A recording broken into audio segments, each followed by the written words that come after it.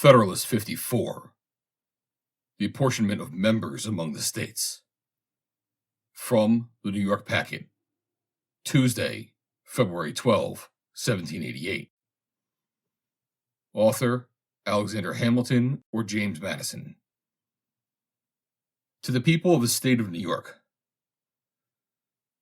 The next view which I shall take of the House of Representatives relates to the appointment of its members to the several states, which is to be determined by the same rule with that of direct taxes. It is not contended that the number of people in each state ought not to be the standard for regulating the proportion of those who would represent the people of each state. The establishment of the same rule for the appointment of taxes will probably be as little contested, though the rule itself in this case is by no means founded on the same principle. In the former case, the rule is understood to refer to the personal rights of the people, with which it has a natural and universal connection. In the latter, it has reference to the proportion of wealth, of which it is in no case a precise measure, and in ordinary cases a very unfit one. But notwithstanding the imperfection of the rule as applied to the relative wealth and contributions of the states, it is evidently the least objectionable among the practicable rules, and has too recently obtained the general sanction of America, not to have found a ready preference with the convention. All this is admitted, it will perhaps be said, but does it follow, from an admission of numbers for the measure of representation, or of slaves combined with free citizens as a ratio of taxation, that slaves ought to be included in the numerical rule of representation? Slaves are considered as property, not as persons. They ought therefore to be comprehended in the estimation of taxation, which are founded on property, and to be excluded from representation, which is regulated by a census of persons. This is the objection, as I understand it, stated in its full force. I shall be equally candid in stating the reasoning which may be offered on the opposite side. We subscribe to the doctrine, might one of our Southern brethren observe, that representation relates more immediately to persons, and taxation more immediately to property, and we join in the application of the distinction to the case of our slaves. But we must deny the fact that slaves are considered merely as property, and in no respect whatever as persons. The true state of the case is that they partake of both these qualities, being considered by our laws, and in some respects as persons, and in other respects as property. In being compelled to labor, not for himself, but for a master. In being vendible by one master to another master, and in being subject at all times to be restrained in his liberty and chastised in his body by the capricious will of another, the slave may appear to be degraded from the human rank, and classed with those irrational animals which fall under the legal denomination of property. In being protected, on the other hand, in his life and his limbs against the violence of all others, even the master of his labor and his liberty, and in being punishable himself for all violence committed against others, the slave is no less evidently regarded by the law as a member of the society, not as a part of their irrational creation, as a moral person, not as a mere article of property.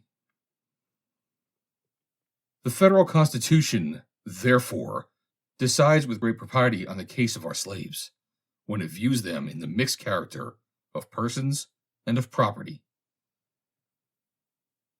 This is, in fact, their true character. It is the character bestowed on them by the laws under which they live, and it will not be denied that these are the proper criterion, because it is only under the pretext that the laws have transformed the Negroes into the subject of property that a place has disputed them in the computation of numbers.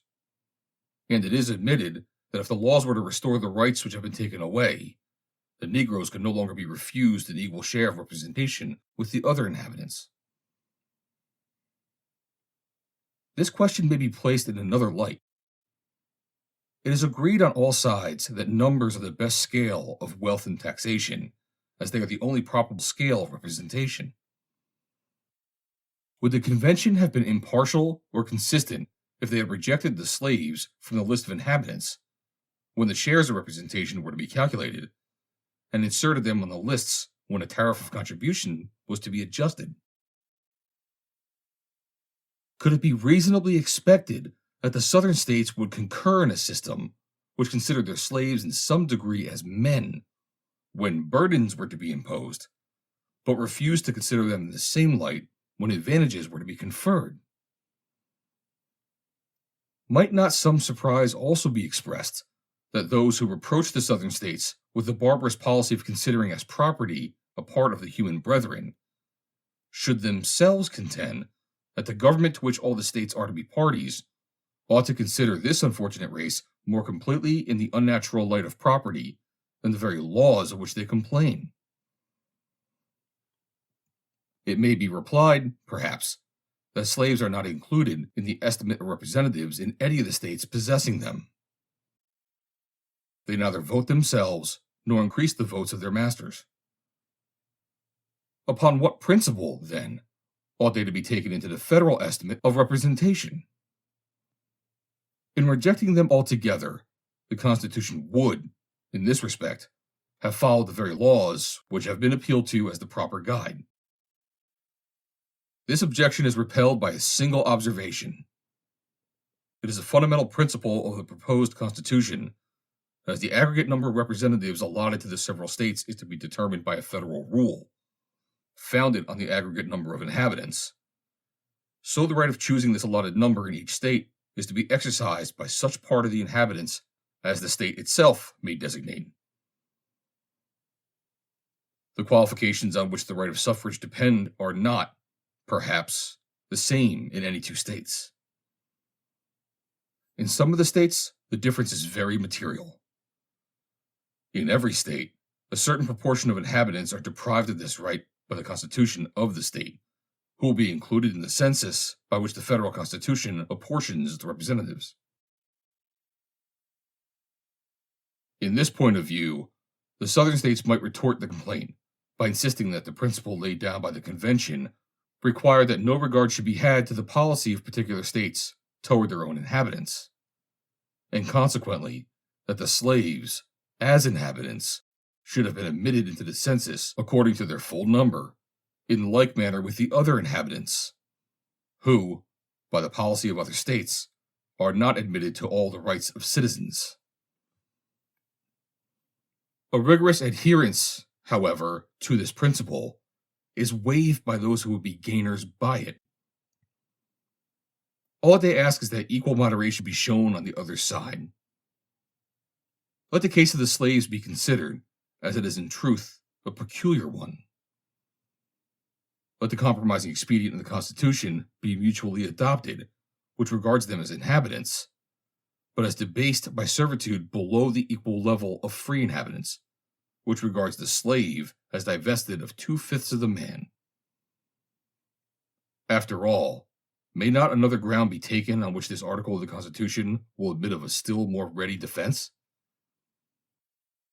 We have hitherto proceeded on the idea that representation related to persons only, and not at all to property. But is it a just idea? Government is instituted no less for protection of the property than of the persons, of individuals. The one as well as the other, therefore, may be considered as represented by those who are charged with the government. Upon this principle it is that in several of the states, and particularly in the state of New York, one branch of the government is intended more especially to be the guardian of property, and is accordingly elected by that part of the society which is most interested in this object of government. In the federal Constitution, this policy does not prevail. The rights of property are committed into the same hands with the personal rights. Some attention ought, therefore, to be paid to property in the choice of those hands. For another reason, the votes allowed in the federal legislature to the people of each state ought to bear some proportion to the comparative wealth of the states. States have not, like individuals, an influence over each other arising from superior advantages of fortune. If the law allows an opulent citizen but a single vote in the choice of his representative, the respect and consequence which he derives from his fortunate situation very frequently guide the votes of others to the objects of his choice.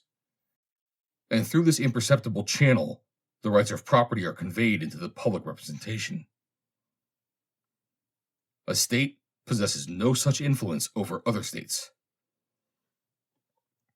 It is not probable that the richest state in the Confederacy will ever influence the choice of a single representative in any other state. Nor will the representatives of the larger and richer states possess any other advantage in the federal legislature over the representatives of other states than what may result from their superior number alone. As far, therefore, as their superior wealth and weight may justly entitle them to any advantage, it ought to be secured to them by a superior share of representation. The new Constitution is, in this respect, materially different from the existing Confederation, as well as from that of the United Netherlands and other similar confederacies. In each of the latter, the efficacy of the federal resolutions depends on the subsequent and voluntary resolutions of the states composing the Union. Hence the states, though possessing an equal vote in the public councils, have an unequal influence, corresponding with the unequal importance of these subsequent and voluntary resolutions.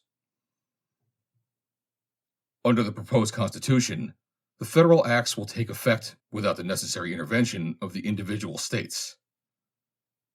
They will depend merely on the majority of votes in the federal legislature, and consequently, each vote, whether proceeding from a larger or smaller state, or a state more or less wealthy or powerful, will have an equal weight and efficacy. In the same manner as the votes individually given in the state legislature by the representatives of unequal counties or other districts have each a precise equality of value and effect. Or if there be any differences in the case, it proceeds from the difference in the personal character of the individual representative, rather than from any regard to the extent of the district from which he comes. Such is the reasoning which an advocate for the Southern interests might employ on this subject, and although it may appear to be a little strained in some points, yet, on the whole, I must confess that it fully reconciles me to the scale of representation which the Convention have established. In one respect, the establishment of a common measure for representation and taxation will have a very salutary effect. As the accuracy of the census to be attained by the Congress will necessarily depend, in a considerable degree, on the disposition, if not on the cooperation, of the states, it is of great importance that the states should feel as little bias as possible to swell or to reduce the amount of their numbers. Were their share of representation alone to be governed by this rule, they would have an interest in exaggerating their inhabitants. Were the rule to decide their share of taxation alone, a contrary temptation would prevail.